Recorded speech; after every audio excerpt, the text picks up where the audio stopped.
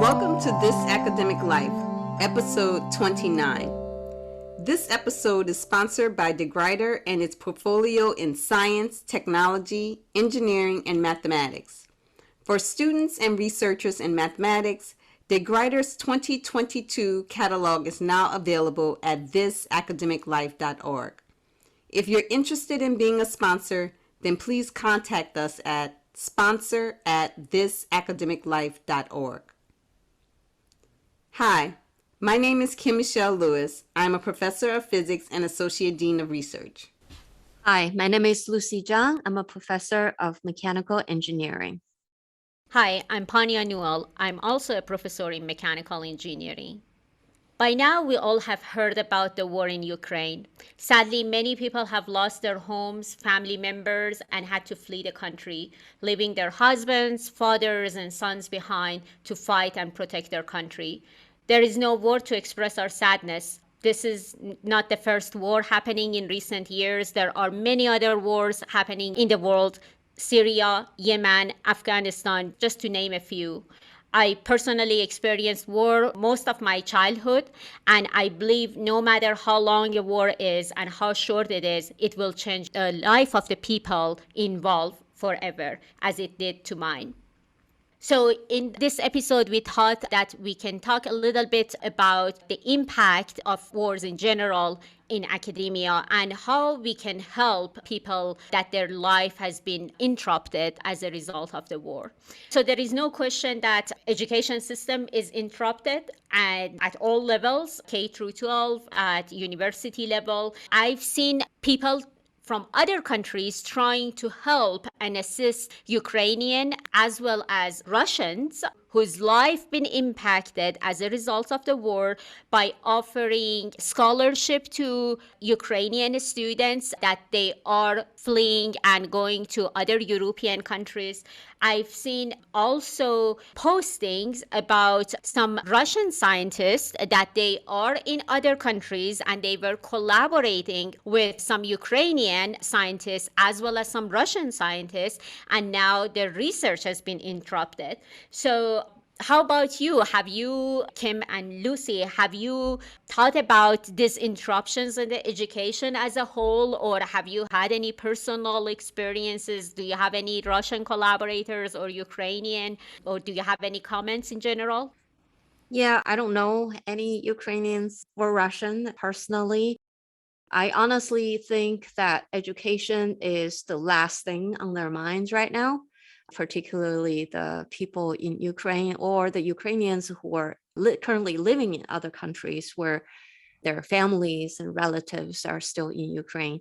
So as sad as I feel, I don't think I can ever comprehend what they're going through.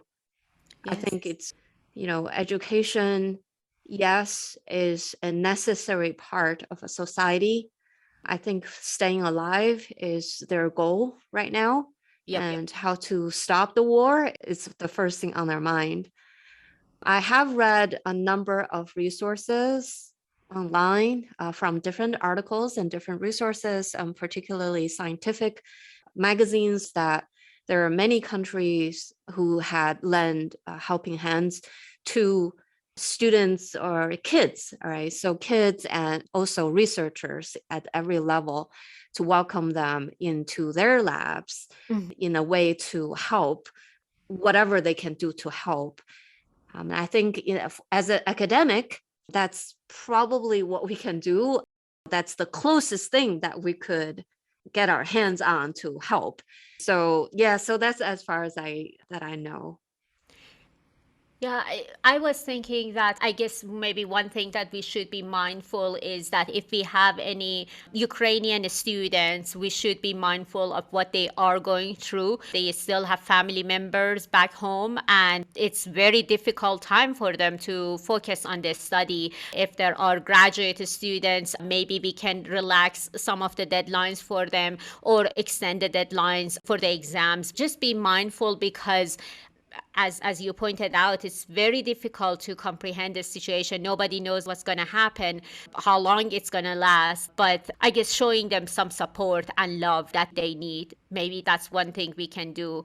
As you said that, yeah, education is not their top priority now. They need to find a way, I guess, just to survive. That's the most important thing for them at this point.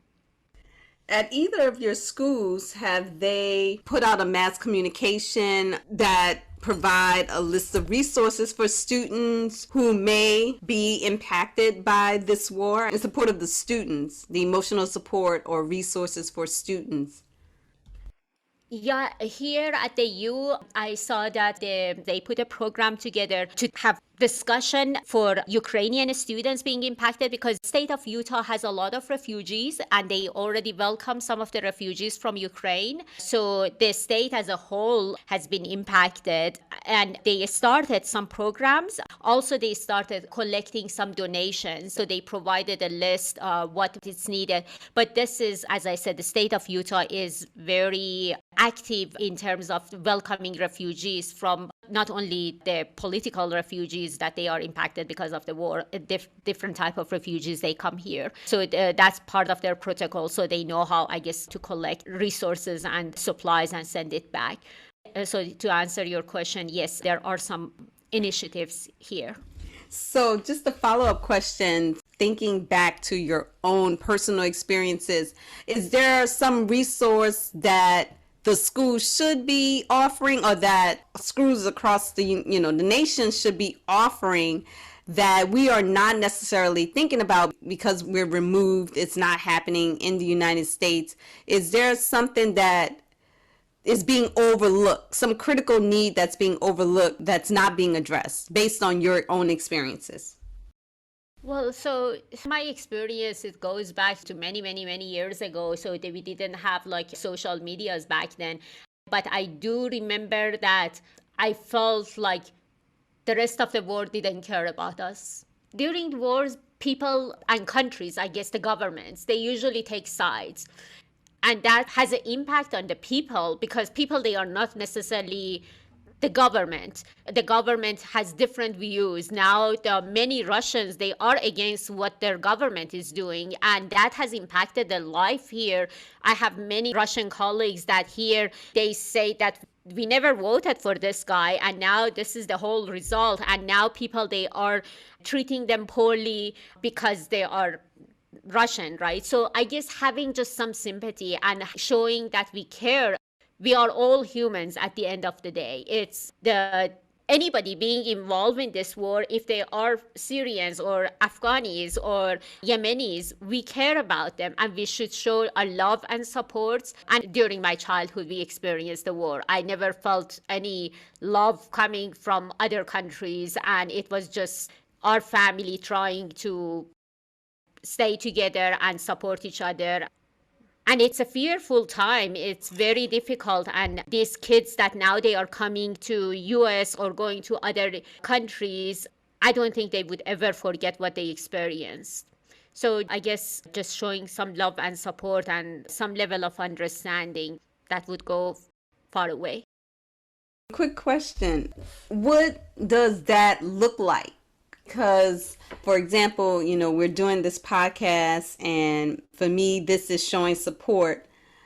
So what does it look like for somebody, for them to feel like other countries do care about them?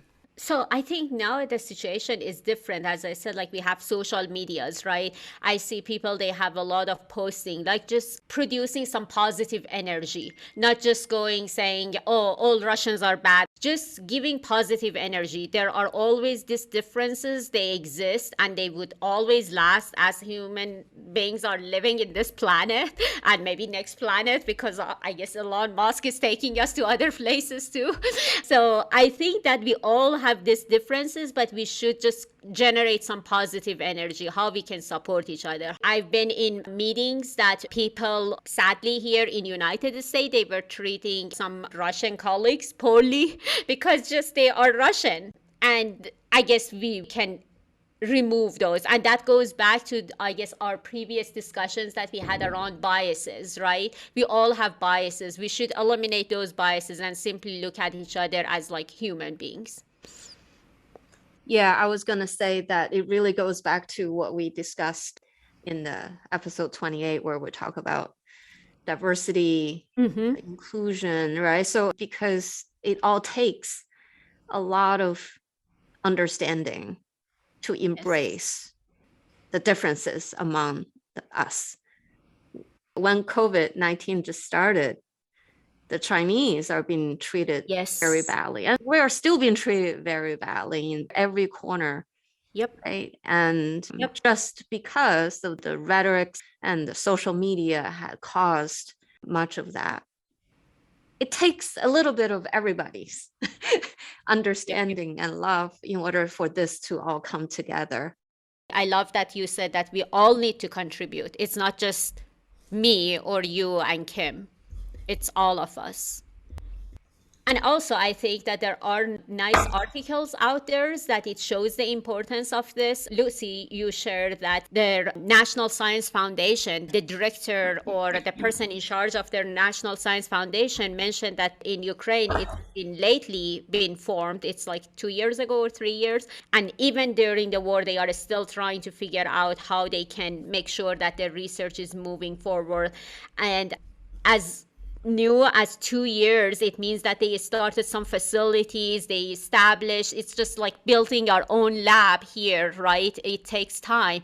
And then suddenly overnight, everything is gone. You need to start over. So there are all these interruptions in their country. But I think as long as we care and we support each other and putting all these differences aside, we can live in a better world. And hopefully this war ends sometime soon, and also the other wars that they are going on in the world. Pania, you went through the war and now you're successful in academia as a professor, as an engineering professor. It's a long way, right? How did you go through this during the war in your own education? So I think that actually it had a huge impact, and me just being, I guess, persistent, just living through that. So that had an impact. And then I remember that every school under the ground, they had this bunkers that as soon as we heard the siren going off, we had to just run. It's like here when you hear smoke alarm going off, you just evacuate the building. So it became some part of our life, and we had to learn how to survive. And because they were just bombs coming on us, like, well, luckily nothing came to my school, but there were so many other children died in schools because the schools were attacked too. But it made me appreciate the things that I have much more, because you can lose everything in a second. It gives you a totally different perspective of life. And you become more resilient. And maybe in my case, stubborn too. But I'm sure people build their characters through these hardships. It goes back, I guess, when you talk to people that they were involved in the Vietnam Wars, you see different personalities, different experiences. Yeah, so I guess hardship, it has an impact. I hope that nobody experienced hardship to build their character. So thank you, Lucy and Kim, for the discussion, and hopefully the war ends soon, any other wars in the world. If anybody's interested in having more information, we will provide some links in the show notes with some resources. There are some articles published recently in Nature, and also some other short synopsis of published by various resources. They will be all provided in the show notes. Thank you so much for listening. We hope you enjoyed this conversation. This episode is sponsored by DeGrider and its portfolio in science, technology, engineering, and mathematics.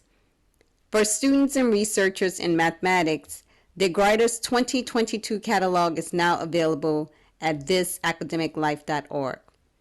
You can follow us on Facebook and listen to our latest episodes on iTunes, Spotify, Amazon Music, or Google Podcasts. If you're interested in being a sponsor, then please contact us at sponsor@thisacademiclife.org. Join us next time for the good, the bad, and the ugly of this academic life.